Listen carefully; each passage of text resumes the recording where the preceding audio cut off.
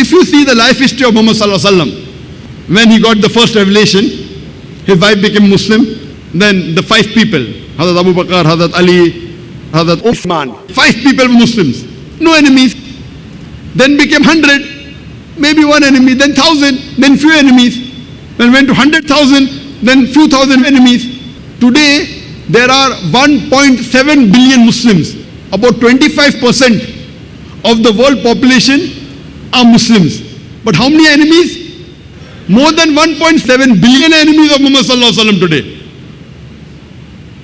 1.7 billion people are the followers and more than 1.7 billion as enemies because of the media. They criticize Muhammad Sallallahu Alaihi Wasallam, they are against Muhammad Sallallahu Alaihi Wasallam. So the more popular you get, the percentage keeps on increasing. Muhammad Sallallahu Alaihi Wasallam is the most popular human being in the world, but the maximum books written against any human being in the world, it is Muhammad Sallallahu Alaihi Wasallam. The maximum movies made against anyone, the literature, the media, the website that you find in Muhammad Sallallahu Alaihi Wasallam.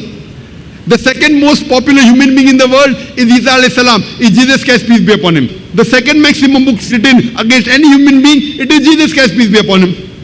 So the more popular you get, not only a number of enemies increase, even the percentage keeps on increasing.